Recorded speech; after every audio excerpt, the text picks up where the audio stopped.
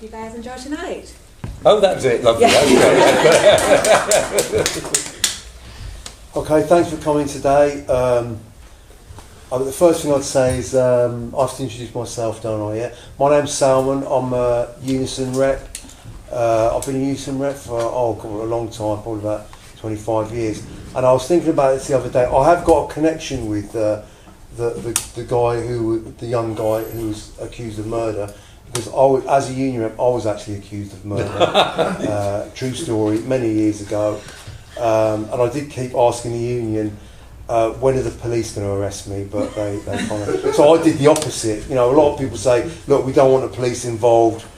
The police are horrible. I kept saying to my union, look, you've accused me of murder. When are you going to call the police in to arrest us? Yeah. And David was actually my union rep. Who got me, for a murder rap. I only got 3 years suspension for my union, so that weren't bad. So yeah, that's my kind of mini claim to fame and connection with Oswald Grey. So I'm going to introduce Jon. Jon is the author of this book. I've read the book. It's a very easy to read book.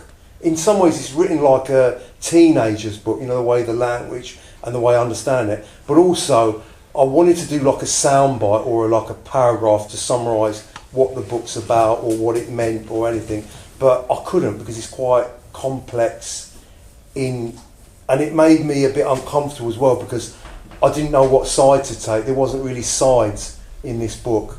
It was more like a personal journey, a bit of a history of Birmingham and racism, in the 60s. So the way we're going to format it today is I'm going to ask Jon a few questions. He now knows the questions, and some other people in the audience know the questions, because I asked him these questions on Teams the other day. But I might change it up a bit, and I might be a bit horrible to Jon, and be a bit of a Daily Mail kind of reader, which I'm exposed to a lot in my job. So the first question is, I'm going to ask Jon is, dude, you're a white guy, what are you on about, a black person for?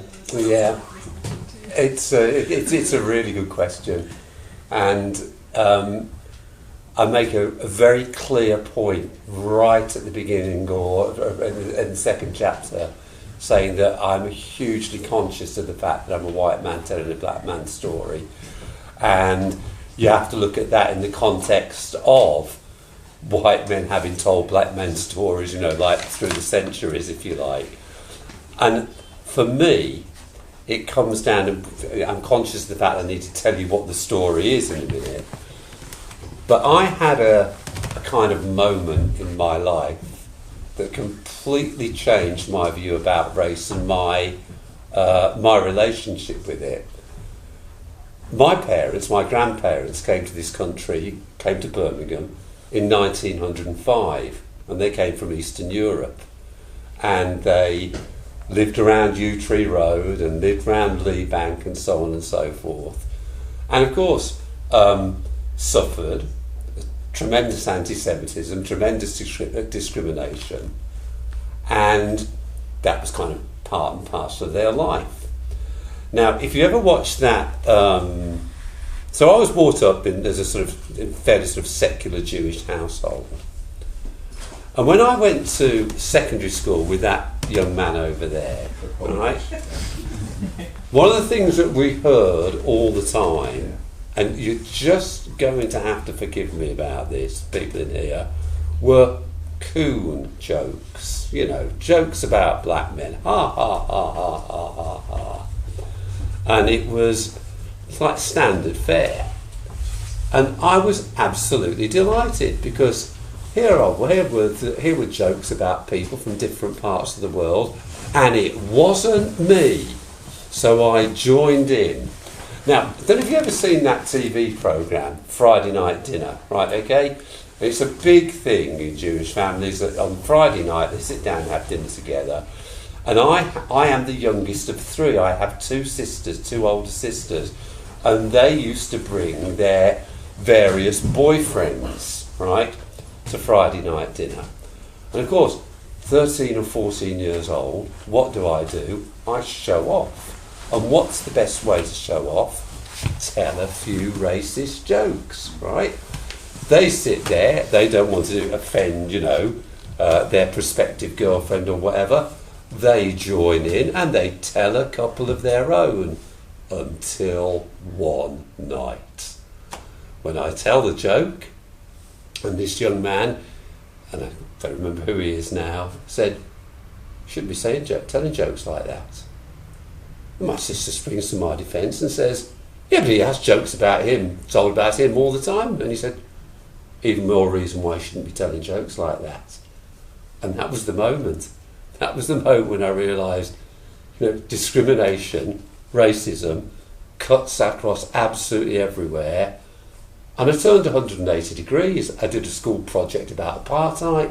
I got involved. I got politically active and just completely turned around.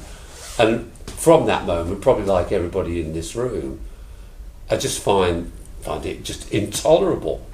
And it is one of the few things, and Andy might laugh about this, where I might just get violent with someone, where I might just actually really react. So, yeah, in my blood, Salman, really, absolutely in my blood. That's all.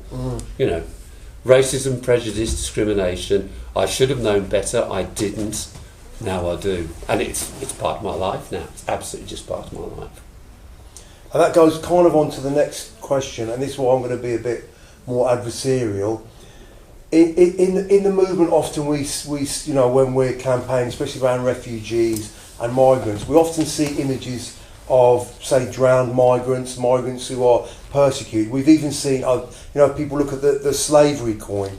There's the black man, he's on his hands and knees saying, free me and all the rest of it, right? And he has no, in a sense, it's, you just think, okay, this person is just a victim. Yeah. He's nothing else, right? He isn't involved in his own emancipation whatsoever. It's down to others.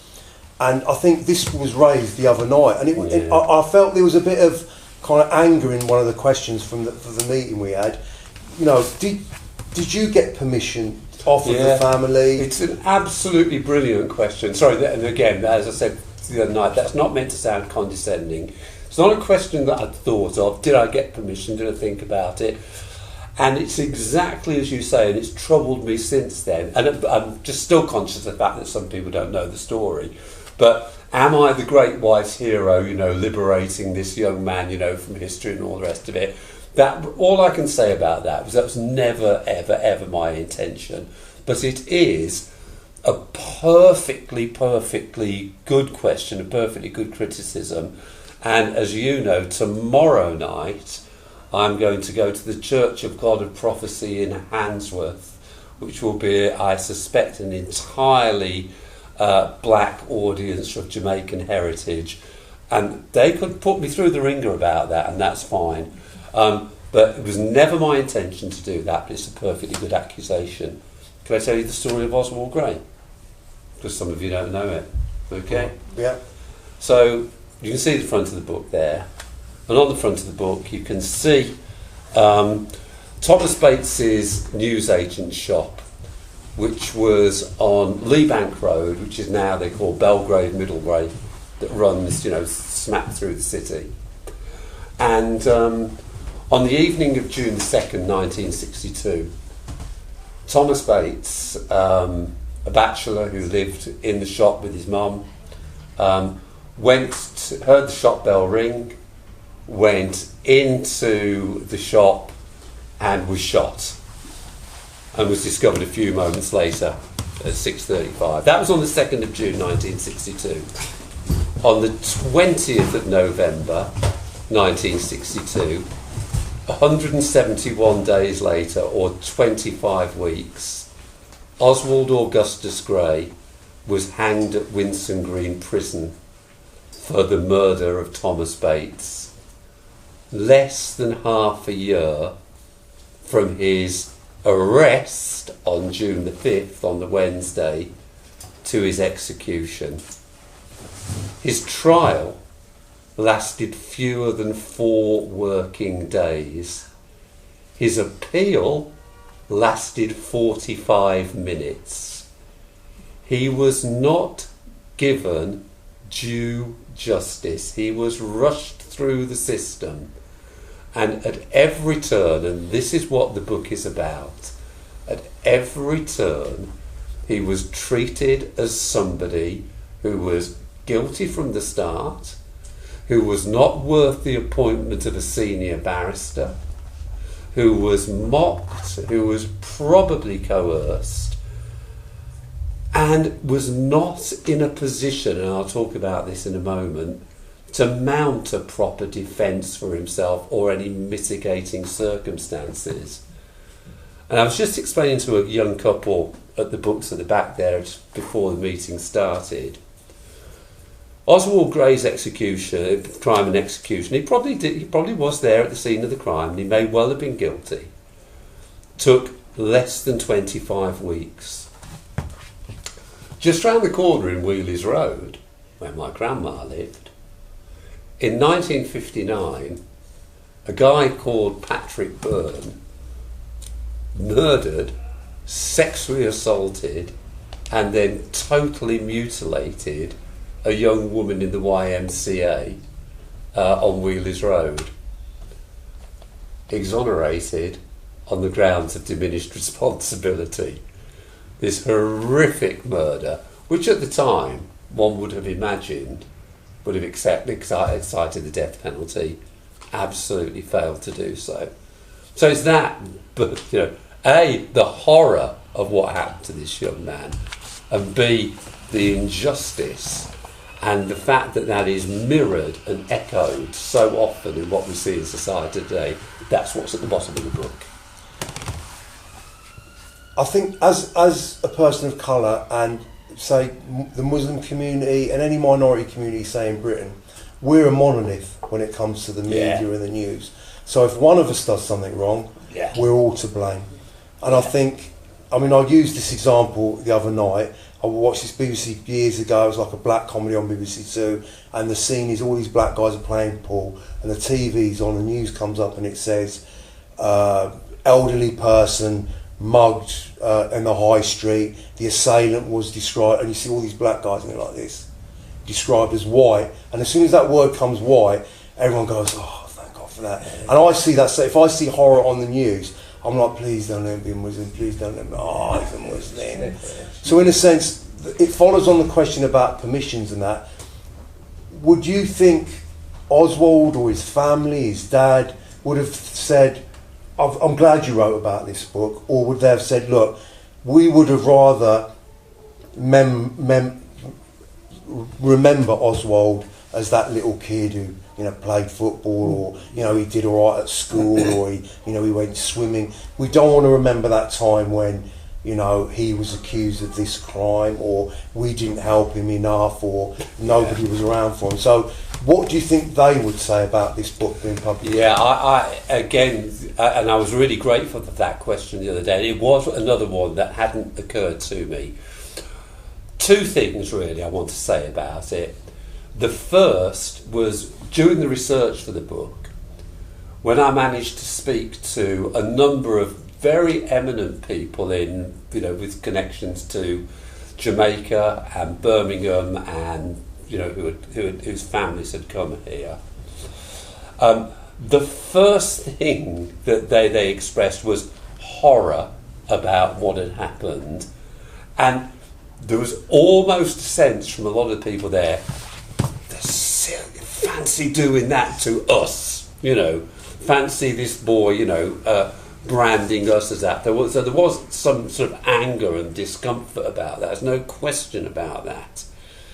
But there's something much, much wider and broader, and I deal with this in some detail in the book. Some of you in the audience will know this better than me.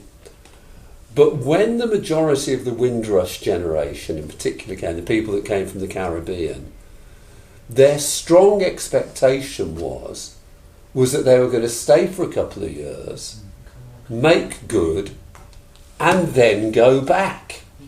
Which kind of undermines all the thing, why don't you go back to your own country?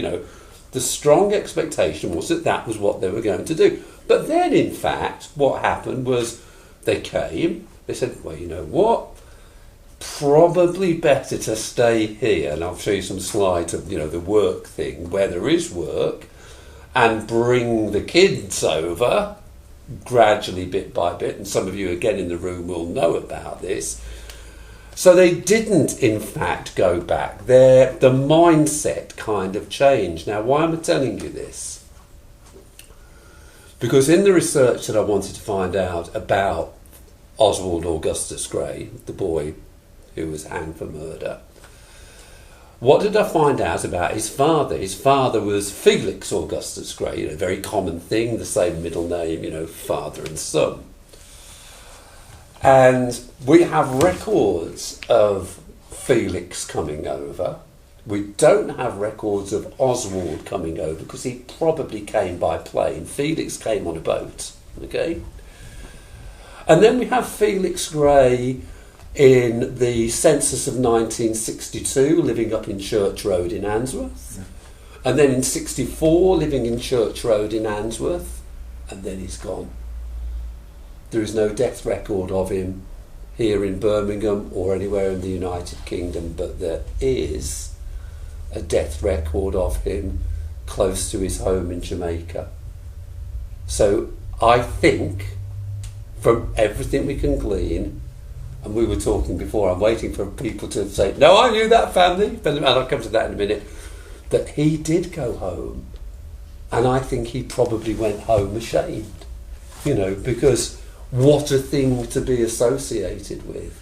So there's a real irony there that he actually did do the thing that most Jamaicans said they were going to do and then didn't do. Would they have wanted me to write his story? I've thought really long and hard since you asked me that question. Yes, I think they would, and I'll tell you why. Because what I have tried to write is an authoritative story about what happened to him. Not a lurid one, not a ghoulish one. I'm just going to tell you a little thing. We didn't touch on this the other day. There's a guy called Granger. He was a prison officer at Winson Green, not at the time of Oswald's execution. He spread a terrible story that became kind of repeated amongst the prison officer fraternity, that in his last days, Oswald, and I won't use the word that was used, but you know the word I'm talking about, so I don't think even in illustrative purposes it's right to use, spent his time, wait for this, hand jiving and limbo dancing in his cell. Okay? That is the kind of nonsense that's out there in the cheap fiction world about what happened to this boy. So Am I comfortable about writing about it without permission? You bet. If I'm going to write an authoritative version of what happened, and I may even follow this up with more authority, got to be better than that vile nonsense that's spread around. I want to ask you this question, and this kind of came up when we had the discussion. Is it Anglia University? Yeah. And I was quite, I think that the audience were, in a sense, quite angry at some of the stuff because, and you intimated it just now, you said, I think he was probably guilty, you said that, and tonight you said he may well have been guilty.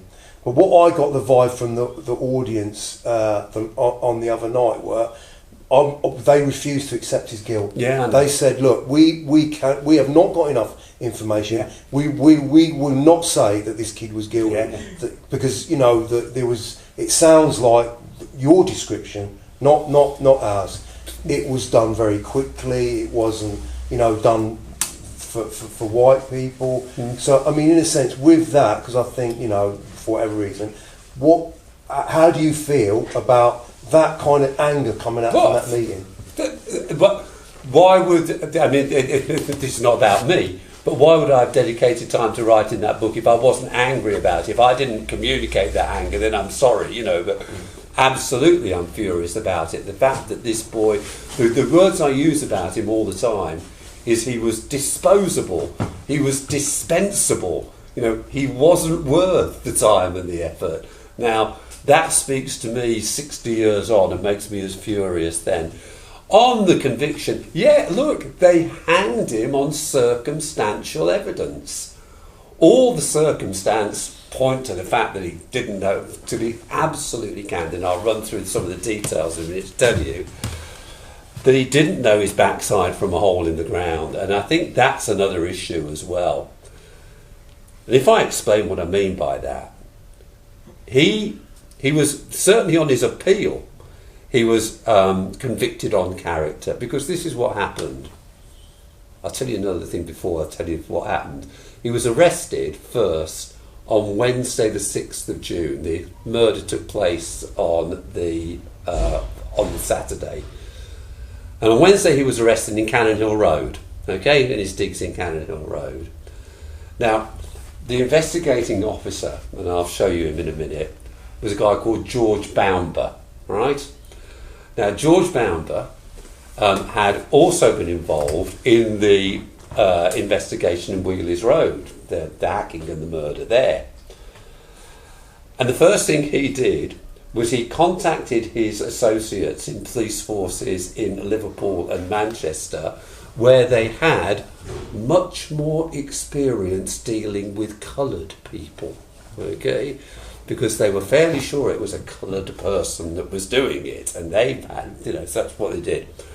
When they went to Oswald's digs in Cannon Hill Road, he had a pistol with him, right? Okay? Sorry, what am I saying? He didn't have a pistol with him, he had some ammunition, right? They said, have you ever had a pistol? And he said, yes, I stole it from Harold Bacchus on Varna Road. Those of you that know Varna Road and its history, that appears in the book as well. Harold Bacchus said, no, he didn't. Right, okay, so that's the start. And they said, he said, did you ever have a pistol? He said, yes, but I threw it in the canal. And then, and this is where we don't know what happened, hours later, draw your own conclusion, he said, no, it's in my mate's flat in Albert Street in Handsworth. So they go up to Albert Street, okay, and hey presto, the pistol is there, okay? And he said, and then it gets even worse, if that is possible. They said, how come that pistol is there? Oswald says, I don't know. I gave it to my friend Kemphy Harris, known as Mover, in a cafe on the Saturday afternoon. The cafe owner in Edward Street, the cafe owners who know him say he wasn't in there, right? Okay, worse and worse. At his trial, Felix Grey says, it's okay, he was with me, we were having a drink at that time. Where were you having a drink, Mr. Grey? I don't know. With whom were you having a drink, Mr. Grey? Phyllis Shields. Phyllis Shields comes to the stand. Where were you having a drink? I can't remember. That's the kind of circumstance. This was clearly a boy that wasn't in full control of his circumstances. And there's one other thing about him. At that time in Birmingham, unemployment was 2%, right? 2% across the board. Keep referencing Andy and I, we went to school together. David will remember this as well. At those times in the summer holiday, if you were a kid in the summer holiday, if you couldn't get a job sweeping a floor somewhere or doing something, your mum would tan your backside when you got home. You could always get work. He was unemployed. He was out of work. He was out of work, he was bothered, he was bewildered, he probably wanted a few bob for this party on the Saturday night, and he got hold of this gun. And that's all circumstance, because it was never proven, no positive identification. But he was convicted on his cock and bull story, and his dad's cock and bull story. Is that enough to hang a man? Well, clearly not. I don't want to ask you because I want to open up to the yeah, do, yeah. But reflecting on reading the book, I feel like you've been heavily influenced, consciously or subconsciously, by the Black Lives Matter movement. And part of me thinks that if it didn't happen, you might not have written this book. I genuinely think that. Yeah. And I guess my question is this, because I mean, a lot of us struggle with a lot of movements, and there's this question: is it a moment or is it a movement? Yeah. Right. And reading this book, what do you want people to do? What do you see them doing reading this book afterwards? Yeah. Two things there then, and then there's probably other bits that I'll miss. First of all, the title. The Brutish Necessity bit comes from a poem by St Lucian poet Derek Walcott. Obviously, I didn't want Shakespeare, my first love and all the rest of it. But then I thought, that doesn't mean anything until I explain it. And I toyed with, and we can do a bit of a parlour game about this as well. I've toyed with a black life that didn't matter. And I thought, shall I, shan't I? And I wasn't comfortable with it. And so I went with Black Life Forgotten. But that partially answers your question. Because what I wanted to say was, this still means something. Absolutely, this hits you between the eyes today. So I can't answer if it was because of that. Certainly, there was that immediate echo. Now, what do I want people to do about it? I loved it. We had a great conversation when people arrived, just the three of us. I tell you what I want people to do about it. I want people to do whatever they can. Do not let anything go. Whenever you think that something is right, I know it's the old cliche, but it's the old Edmund Burke thing. All that evil has to, all that's required for evil to happen is for good people to do nothing. And that means calling stuff out, and that means being uncomfortable in company sometimes. I'm trying not to sermonise here, but you asked me the question. It's look, on the level of, the builder working next door tells a racist joke. You say, mate, I don't want to hear that. That it's that calling out, because it's that important. Because we didn't call it out 60 years ago, this boy was disposed of, right? And you can argue, and I do in the book at the end, that black lives are still disposed of because people don't argue enough. So the penultimate chapter in the book, which I bring right up to date, is entitled Black Boy Dies on Lee Bank. Of course he does. So in other words, it's still happening, and there's still not enough about it. And if I may, and really, he wasn't in the audience the other night, I thought he might be. One of the people that was very influential, or helpful rather, while I was writing the book, was Dr Bishop Joe Aldred from the black ecumenical churches here in the city, Jamaican, although he came after this and didn't know about it. And he's a lovely, mild-mannered man. And when I was talking to him, we were talking about the death, and I'll show you his picture in a minute, of poor Keon Lincoln, rather, in Handsworth just a few months ago. And he's saying, no one cares, no one's making a fuss. He said, we've got 2 or 3 days of community mourning, and I write about this, and people say it mustn't happen, and we have a vigil and all the rest of it. And then there's going to be another black boy killed here soon, and it will be forgotten. So that's what that. I'm sorry if that's a bit of a long-winded answer, but that's the correspondence I feel very strongly about there. Oh, great, thanks. I want to open it up now. Yeah, sure. So if people want to make a contribution or ask a question or anything else. All right. Hey, all right. I've not quite finished it yet. I've got further today. It's gripping stuff, and you've touched on some aspects, but I think it is important to understand what there is actually a really broad backcloth of interlinking ideas, observation, research into all the ways in which somebody could be sort of obliterated and forgotten while others are not.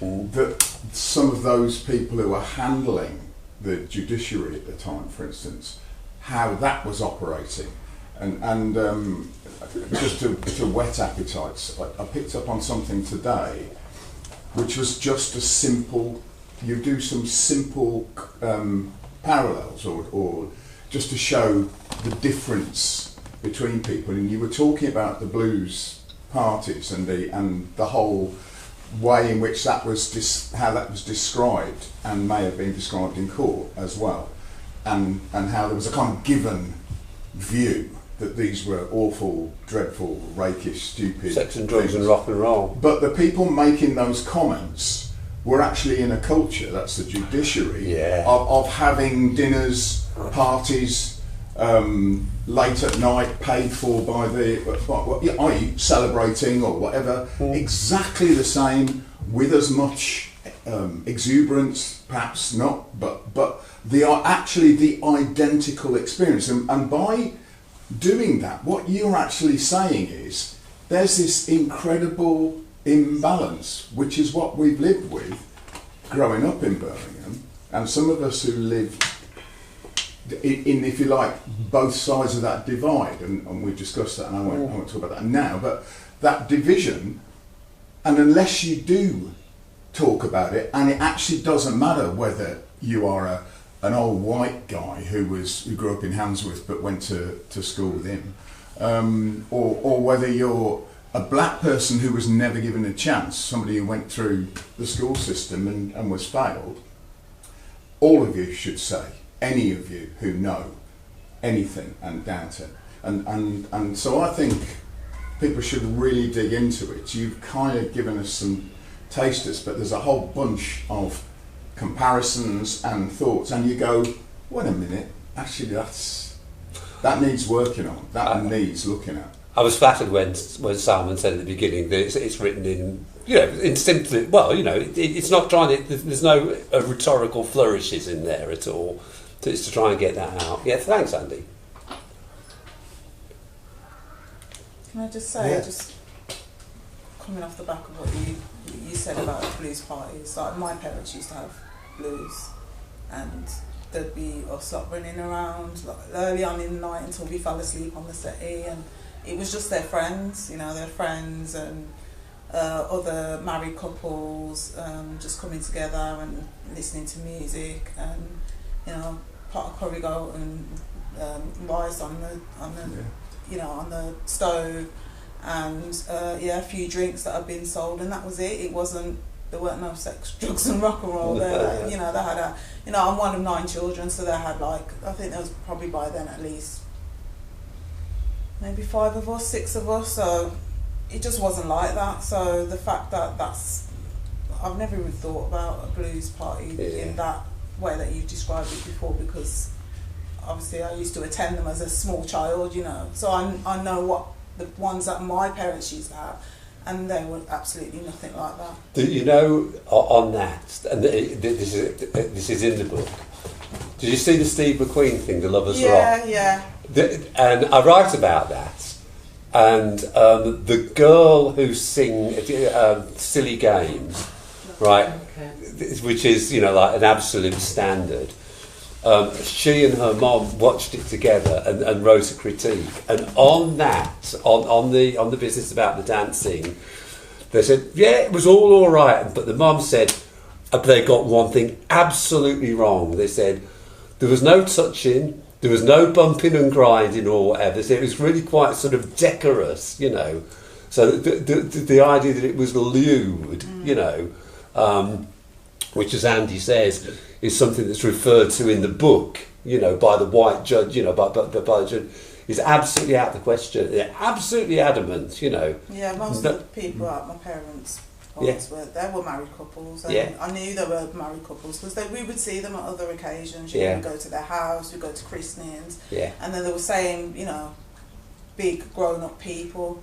And the adaptation, apart from the sexual assault that's in it, that's exactly how I remember them. The whole atmosphere of it, and just people wanting to have a good time. And because they couldn't get in anywhere else as well. I mean, that's the other element of it as well. Yeah, that's exactly why they were created in the first place, a place to just go and have a drink and just in safety and be with friends and stuff like that. I mean, I'm assuming that not everybody's read the book, so people want to talk about their own experience. I mean, other people have read other books about that period of the 60s, or they're involved in movements now. I mean, I think the purpose of this book and a lot of these kind of books is to be like a live, ongoing document, in a sense, that you take from it and you link with it and you use it to change things. So chapter 8, you discussed the headlines surrounding the Cuban Missile Crisis and death, etc., and the overwhelming general discourse that kind of made the execution of Oswald Grey go unnoticed, right? And I just wanted to draw like the similar distinctions that we see today, right? And how media uses different headlines to distract people as a means of to not realize what's really happening. So even just most recently, Chris Cabot was literally executed by the fucking police, like executed by the police. And the evidence that has later come out since the execution is that he absolutely did nothing wrong, which we obviously knew anyway. But the media coverage was abysmal regarding it because shortly after the Queen died. So of course we have to fucking mourn the monarch, right? But not only was the coverage abysmal, you actually saw the media even co-opt the mourners who protested against the police for Chris Cabot and said that they were there for the Queen. So like, it's the fact that, you know, his execution happened in what, 1962? Yeah. That's a missile crisis. That's the only reason I know the date. The execution happened then. 2022, what, 8 years later, they're still being executed by the police, or just being executed in general, and this is the result of it. Like, yeah, it was just a wild distinction to bring up. No, it's absolutely right. I loved writing that chapter actually because one of the things, and I haven't mentioned this, but I'm very, very proud of it. Stephen Knight, who has the shared affliction with me of being a Birmingham City supporter, which is how I know him. He actually said that he thinks the parts of the book, when he writes about it, quite funny. And the humour in the book is me seeing the world through my 9-year-old eyes. And I do remember the Cuban Missile Crisis, and I remember thinking, we're not going to die, except that John F. Kennedy will save us. And we, you know, because our mums like him, because he's handsome. But the other thing about 1962, which is absolutely crucial, and maybe we'll do a few pictures in a minute, was that I was talking to a mate of mine about this book just before it came out. And he said, well, go on, what's your new book about? So it's about this bloke who was executed in 1962. And immediately he said, James Hanratty. And I said, no, it's not Hanratty. Now, people of my generation or around know the name James Hanratty because he was a cause célèbre. He was just a daft kid, got involved in a stupid crime, nastier crime, I think, much nastier. But everyone knows about Hanratty. Why? Because John Lennon, for example, took up his case against the death penalty. Michael Mansfield, who some of us politically involved know here, you know, the great defence lawyer, was still batting for James Hanratty until about 7 or 8 years ago. And Oswald, no one took him up at all. No, we haven't got a photograph of him, we've got nothing about him at all. And as I say in one of the titles, no one's cause célèbre. You know, no one took this boy up at all. That's what makes it really important to raise it. Yeah, I think so. I think so. But I mean, going from what Sham said about the media coverage of the recent murder was abysmal, and you find a lot of times they do hunt out, did you find out that he was like, I don't know, he robbed a sweet shop when he was 7, or they try to really paint this person as a really bad person. So in a sense, isn't it a good thing that it wasn't on the front page, because the headlines would have been absolutely awful in 1962? Well, one of the classic ones there, and this is really local again, was Anthony Sargent. And again, I'm conscious of the fact when I go tomorrow, people will know Anthony Sargent. Anthony Sargent was a boy of Jamaican descent who lived on just off Lee Bank Road, in fact, and he dubbed himself the King of Lee Bank. Okay, but he was a lad, you know, and his Facebook, as I say in the book, is pictures of him in St Lucia, pictures with his mom down the social club, pictures with him with his Sunday league team and all the rest of it. And what was interesting was when he was murdered, right, immediately the discourse in the press became about, and he was a rapper, okay, and he was killed in a drive-by shooting. So they might just as well have said, you know, yes, he might have been a family man who liked his mum, you know, and played football with his mates. There was something a little bit dodgy about him as well. And that current, you see, is there all the time. You know, with Chris Cabba, with you name it, you know, I think they're generation after generation. Too many to even really remember half the time. So. Yeah, going back to, you talking about another meeting you've been at where people in the audience weren't happy with him being potentially described as being guilty. Yeah. Right, I suppose, so my question there is, does that matter in one sense? Because the nice story, and I haven't read the book at all, and you're not telling us enough in the book, so I'm going to have to buy it, aren't I, John? Right, but come on, why do you think? But the expectation is, as you read it, and it's the sort of the fairy tale. You know, he's been put up for a terrible crime, and actually, when you read through it, by the time you get to page 98, he's innocent. He's absolutely innocent, and all the rest of it.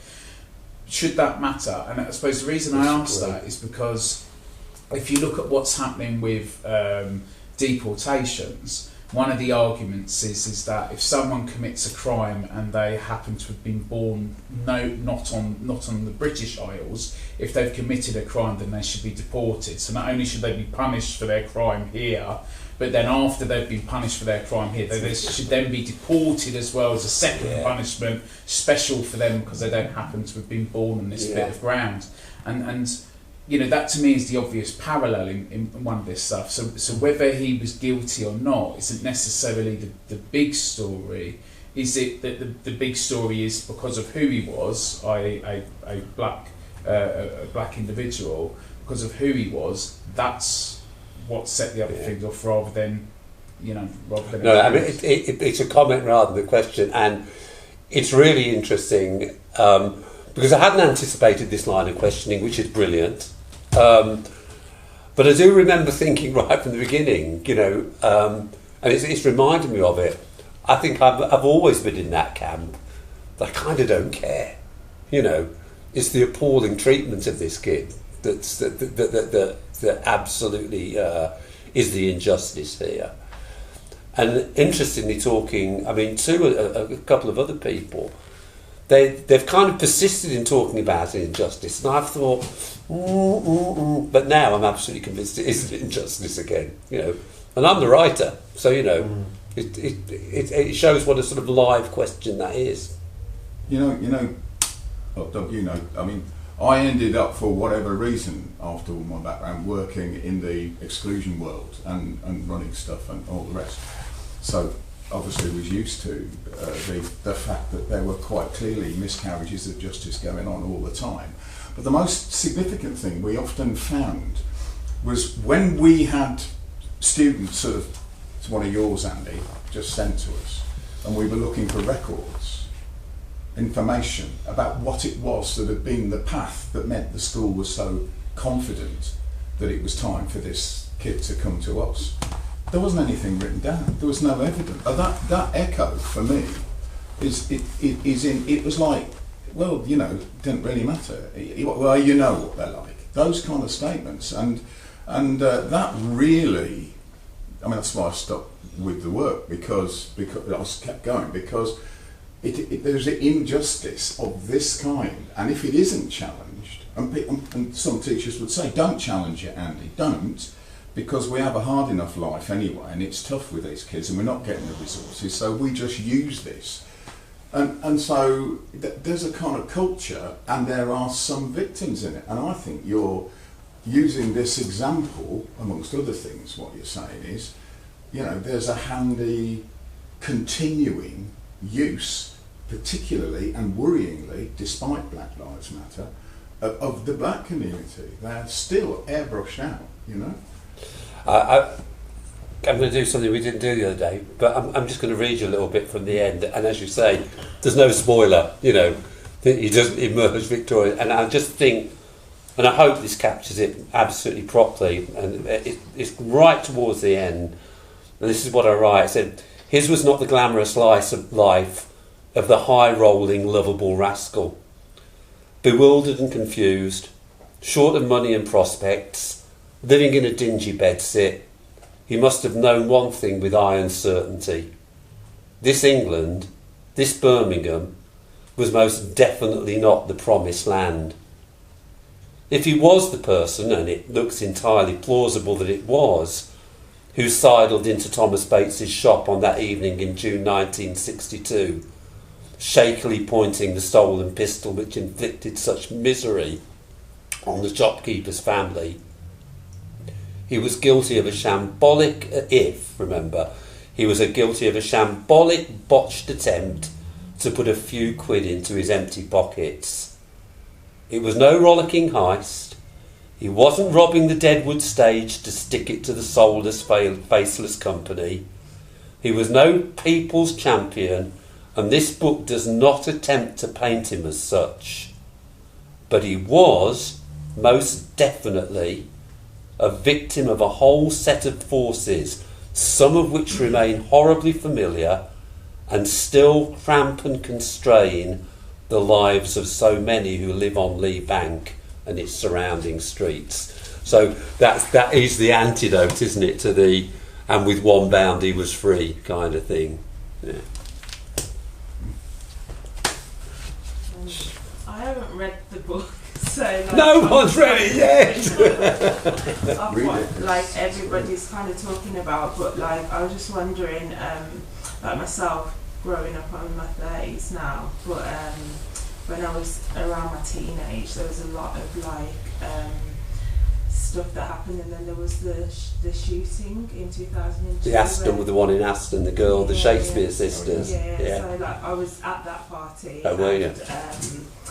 I went to college with the girls, and so like and was harassed by the police like afterwards, because they were really adamant in trying to find out information about this, and like that isn't the only party that I've been at where somebody has shot a gun or something like that has happened. Like it was something that happened at a lot of like UK garage events and things when I was younger, but like they were adamant, like harassing people that I went to college with, who was there, and that's how my name got brought in. I lived in London by the time that they were trying to get us, and they were like really trying, like, if you don't come, we're going to come to you, and they had like maps of things that they were showing me. I didn't know anything like at the time, but like I was wondering if you touched on that, because even that case in itself, like where there's been evidence of like vehicle registration, there were things that were done that had never been done before, where like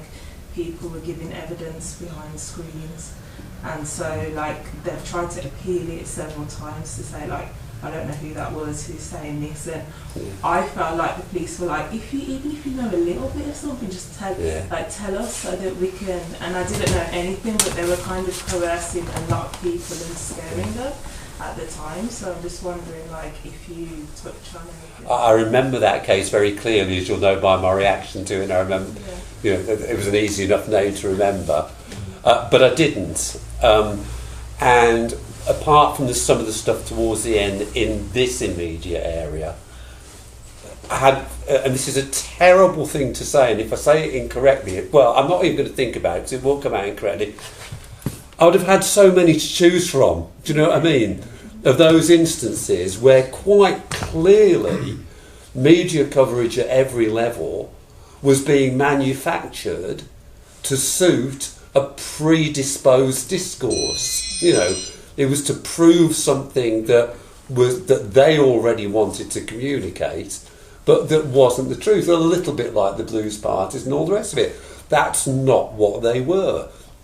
But we know the story that you want to write, and you know, bending over backwards. So no, I didn't use that one.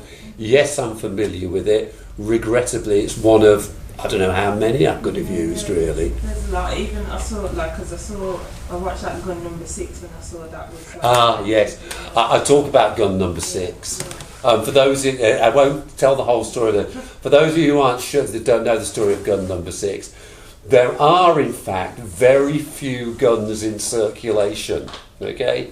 And those that are sold on and used in crimes all around the country.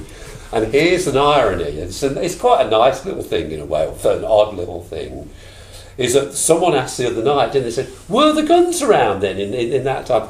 There were more guns in Birmingham in 1962 than there are now, and that's a certainty.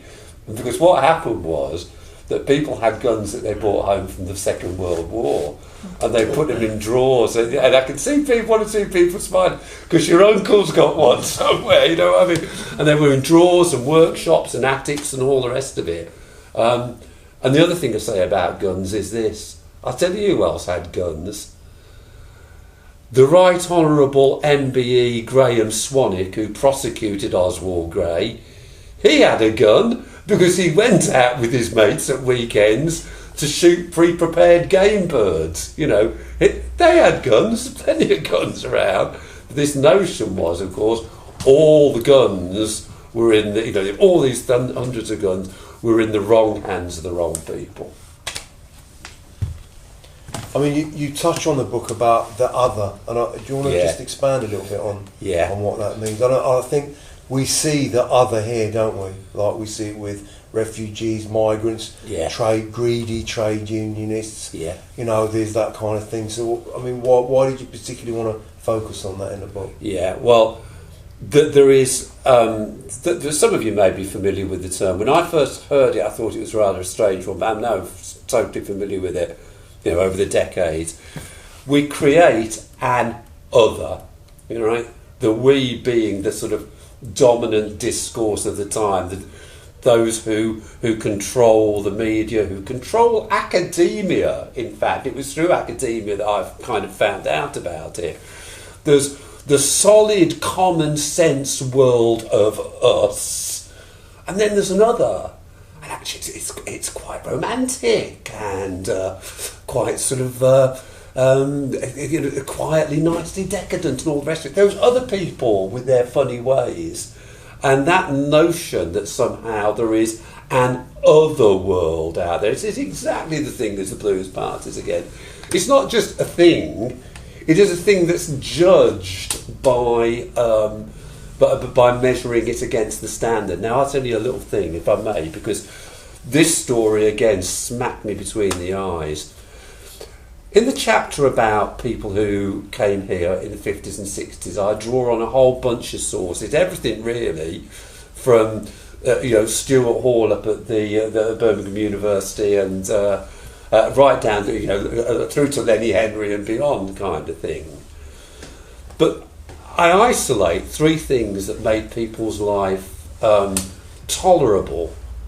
Apart from work, which was what defined people, now they define themselves. And the three things were this: blues parties, cricket, and church, right? Okay?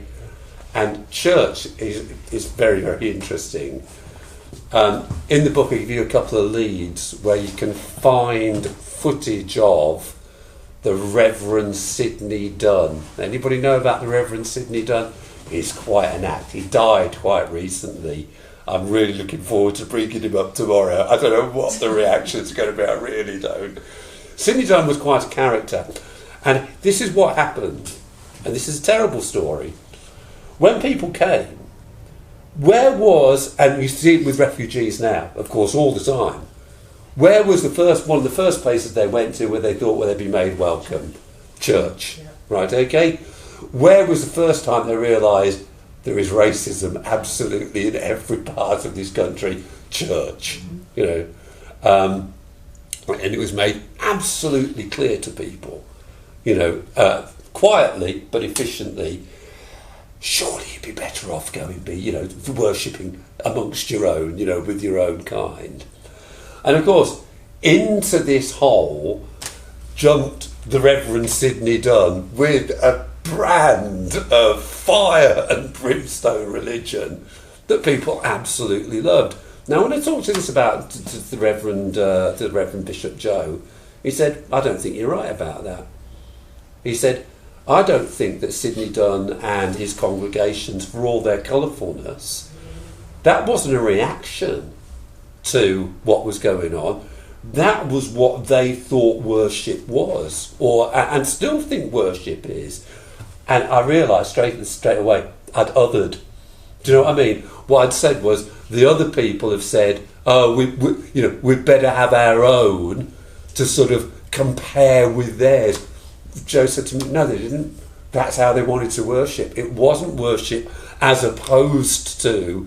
I mean, can you imagine? I mean, seriously, and then about your parents who would have come from worship that was joyful. I mean, I'm not a man of faith. That was joyful and noisy and all the rest of it. Go to some drafty bloody parish church somewhere around the corner. But yeah, so that was quite an interesting one. This wasn't a response to. This was a real thing in its own right. And I think that's a great example of explaining what othering is, really. It doesn't have to be in relation to something. It's a thing of its own, Does anybody want to add any of their own experiences yeah? I just have one question based on the book, and you're speaking in front of the Secret Viceroy's book on the shelf, which also talks about collapse of criminal justice system, the judicial system. Yeah. Having written a book and obviously a lot of criticism against the police force and its racist tactics, does that make you believe in abolition of the police? Oh, that came out. Just out of curiosity, because are you saying that had there been a more adequate judicial system, that quick execution wouldn't have happened? Or do you think that with or without the adequate legal intervention, it might have happened because of racism, and therefore what we need to abolish is actually the police? Yeah. Just out of curiosity. I think that's one for the audience. I mean, that's beyond the remit of the book. What is clear in the book, and I won't evade your question because it's a brilliant, it's a fantastic question. What is absolutely clear about how George Boumber and his team operated was that they thought there was a way to do it. They thought there was a rule book, and they were going to apply it.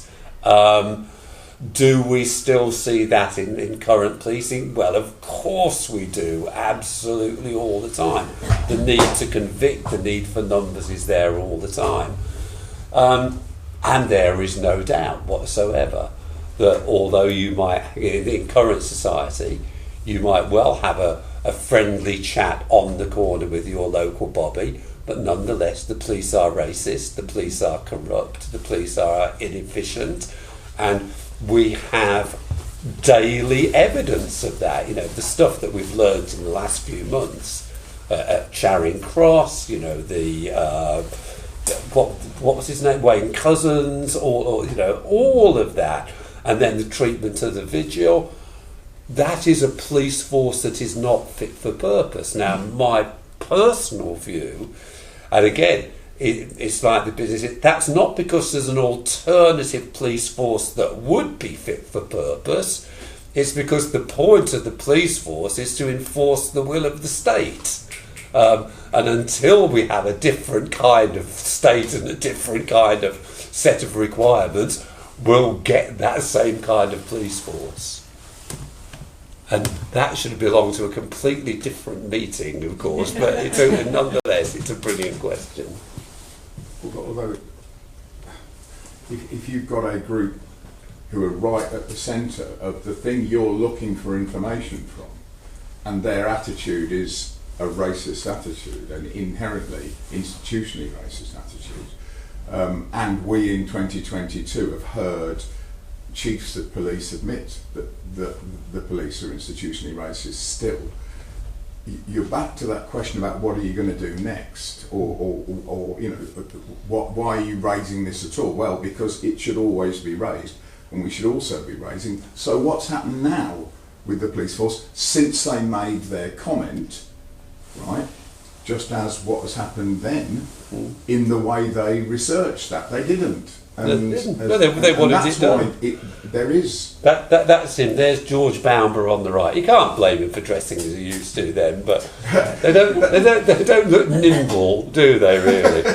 There are other various things. I mean, I'm happy to show people. This, I think, is quite interesting, even at a distance. In a way, at a distance, even better. This is where the book starts, with the press coverage of Oswald's execution. This is the front page of the Birmingham Post of November. It's a shame we can't project it. November the 21st, 1962, the day after his execution. Doesn't matter that you can't see it. That's the front page of the paper. It's not on it. Okay. It's on page 3. Okay. Strangely, again, it doesn't matter that you can't see it. It's there. That's where it is. There. This is it blown up. This is as big as it gets. It's that story there. 117 words on page 3 of the principal newspaper in the city where this boy was hanged. That's what he was worth. Come and look at this later if you want to have a look at it more. I won't go through all of that for the minute. I just wanted to do pictures. This is an interesting one, incidentally.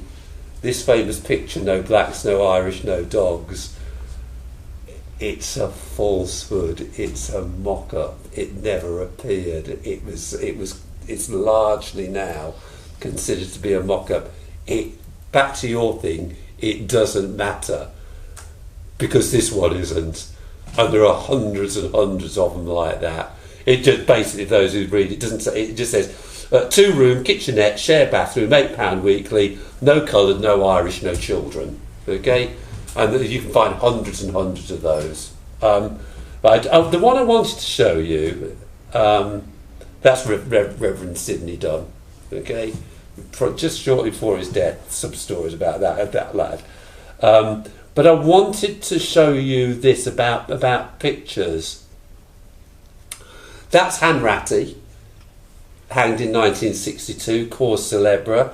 That's Ruth Ellis, the last woman hanged. Again, and of course there's films about all of these people as well. This is John Christie, 10 Reddington Place. We know all about him. Now, this guy is absolutely fascinating. Now, the reason I'm checking his name, and you'll see why in a minute, because it confuses me. So it doesn't know, not the name itself. This is Mahmoud Hussein Matan. He was hanged in 1955 in Cardiff. He was a Somali seaman. Okay. His family absolutely never gave up on him. Ever, ever, ever. When Black Lives Matter came around, they had a vigil outside Cardiff police station for him. Okay? And 6 weeks ago, he got a pardon. Okay? Right? Now, yeah, and you're right to top, but he got a pardon. And I vote for, in 50 years' time. Anyway, but that's the sin. But we've got a picture of him, okay? I want to come back to it in a minute because I'm sorry you missed this bit, Andy, because you'd have liked that. But this is all about the Birmingham of the time. Yeah. Now right, here's a test for you, and I keep having to check because the names are so close. This lad's name is not Mahmoud Hussein Matan. He's Muhammad Mahmoud Hassan, all right?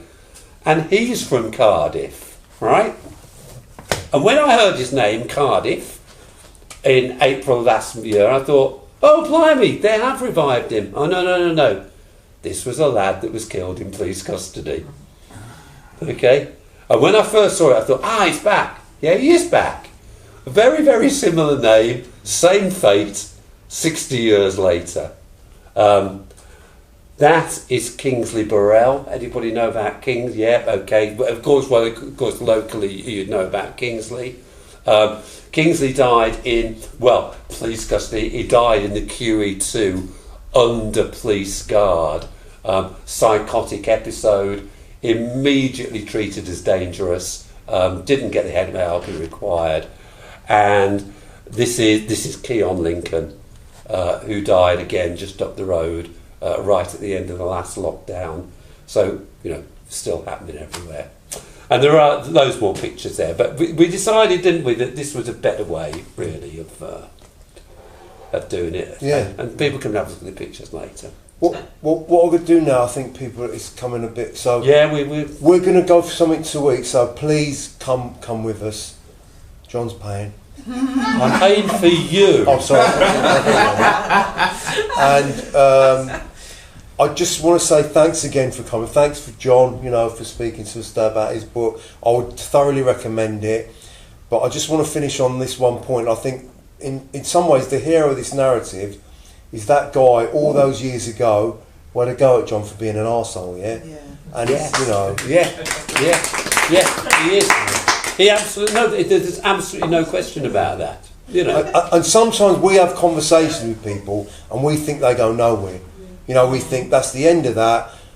You know, they're going to be like that. And what we don't realise is even these little conversations at work, on the bus, wherever we are, can actually make... I mean, I remember when I used to have big rows with all these kids when I worked in this bike workshop, and they used to always argue with me, and it used to wind me up. And then they used to come back and say, you know, I told my dad about immigrants, and he said this. And I thought, I know what's going on here, yeah? You're taking my arguments, you're going home, and you're having a row with your family. That's right. And that's literally what happens all the time, you know. So, and I think, and this kid who had a go at you, that didn't come from nowhere. He might have been a shop steward, he might have been a union rep, he might have been involved in the civil rights movement. We'll never know, but it's like these things which you know, sometimes we play down, but really are effective in changing the world. I'm really happy to deal with like informal questions and chat later, but I am going to thank Sarah for a specific reason, because you were snowed under with various other events, and I kind of grovelled a bit at the beginning and said, please let us go ahead, and you did. And I think it's been a great evening, Sarah, and so thank you for hosting us. Thank you all so much for coming. Honestly, it's great to hear such an engaged audience. We get some events where people, honestly, I don't know why they come, they sit there, they're not even listening, but you guys have been great. Thank you all so much. We are selling copies of the book if anyone wants to buy one, and I'm sure John will be happy to sign it. More than happy to sign. So, yeah, if anyone would like a copy of the book, please let me know, and I can process that for you. Lovely. Thank you so much for coming. Thanks, Sarah.